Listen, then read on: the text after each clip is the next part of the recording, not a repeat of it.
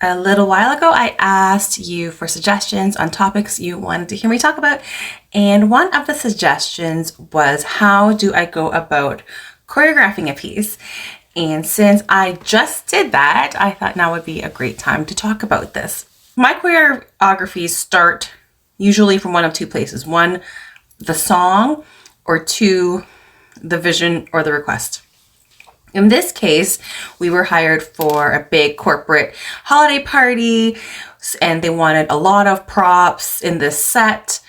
So this being a corporate holiday party for hundreds of people, instantly I was thinking grand, dramatic, lots of traveling, spins, and just big. We were going to be on stage in a huge banquet hall room. And so whatever movements we did, I wanted to make sure they were seen from the back of the room as well. There were 3 of us. So that's why I decided on using flutter fans for this particular piece. I need a song to fit this task. Once you've been dancing for a long time, you start to become very familiar with musicians and their styles. One of the artists that I've known throughout my dance career to be very grand and dramatic is Paul Dinlatier, and he composed a lot of the music for the Belly Dance Superstars stage shows back in the 90s. So I went to his library and instantly found this one song that hit all of these parameters that I was looking for. I wanted musical changes, I wanted excitement, I wanted moments of taqsim, and I wanted it to be between 3 and 4 minutes. And so I landed on the song called The Return of the Crown.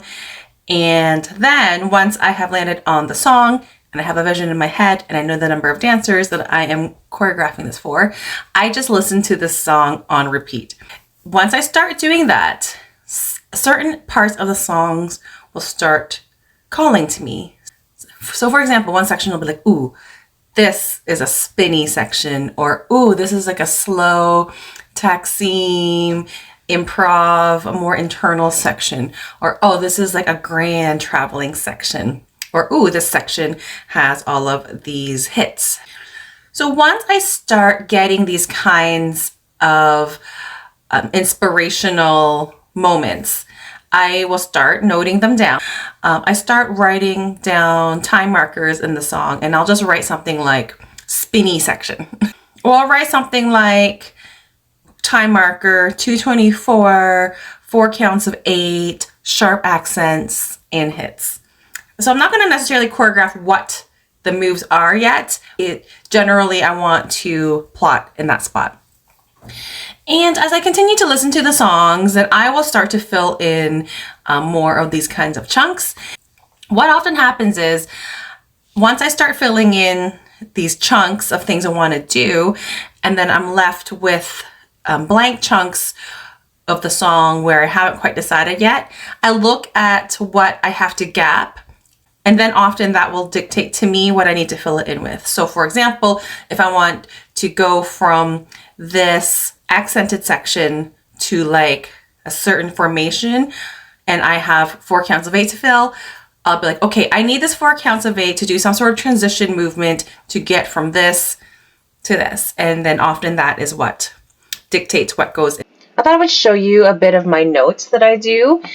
Here you'll see I have time markers, and at the time markers I indicate what is happening. Here we have crescendo music and then the move that I want us to do here. So what happens as I'm listening to music is I will drop in time markers and indicate what kind of movement I'm thinking of there. This is actually quite general. I'll often go back and I'll put in like 4 counts of 8 just so we know how many there are. I'll usually go back in and start drilling down into that detail. Once I have it all generally mapped out, I'll start actually getting up and moving to it from start to finish.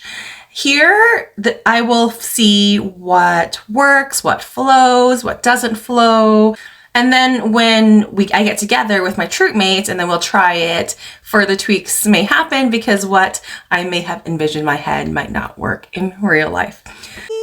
I had like this hand coming down, but I think it looks kind of nice to just hold it. And then when the music will kind of drop, and then you two immediately turn. And this is just this fluttering bit. Right. Bye. Do you want us to face back? Let me look. Okay, do you want to do forward? Yeah. I kind of like this look of backwards. Like, I think it's just different. But that was nice and grand. You know what? Let's do backwards because we do more forward stuff later. Yeah, I wonder if once you reach your waist, you might as well just bring it back up again. Yeah, and just kind of eyeball each other to make sure you're the same height. Yeah, peripheral. That looks nice. We'll run it a few times and we may smooth some things. We might decide, oh, this facing this way might look better. And then I'll start to tweak and add a little bit of sophistication to it. So it might be something like, okay, for this part, maybe we'll all face in these different directions. Or in this part, maybe we'll actually travel in this way. And a lot of it is just running it through and playing with it and see what ultimately feels good and flows well. Hard with 3 because we're doing this like, I don't know how it happens, but we do this like reach over each other that kept happening. It's like the more we go, the more we're like Twizzlering. Yeah, like spiraling. 6, 5, 6, 7. Yeah, just keep them flat and kind of in the middle, I guess. And then we're going to fold. I think the easiest transition is like when you turn to your right and then take lots of video because then you can see what will look good from an audience perspective. This particular piece, even though I choreographed it for a trio, I performed it as a soloist at a couple of my solo shows just to get a feel for the flow and the vibe of the song. And that actually informed some changes I did to the group choreo as well.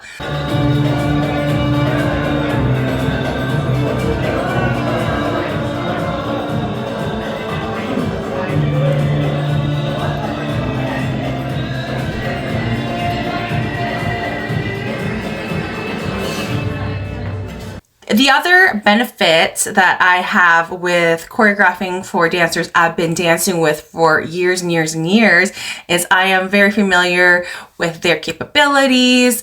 And not only that, but because we have danced together in so many other pieces, sometimes we'll take a combo that we've done in this piece and we'll slot it here and then we'll tweak it to fit the vibe of this piece.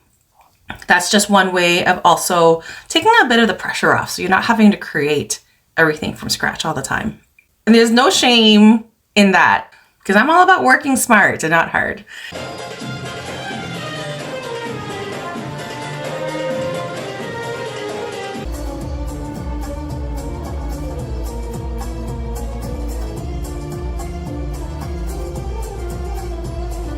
Ended up only being a duet because unfortunately one of our troupe members was sick that day.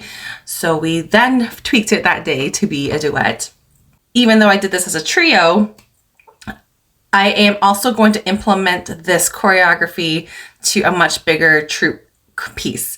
So even as I am working on it for a trio, in my head, I have already thought of ways that I can arrange it for a bigger group. Once we have done it as a large group, then I will post that link in the description below. But that probably won't be shown until June.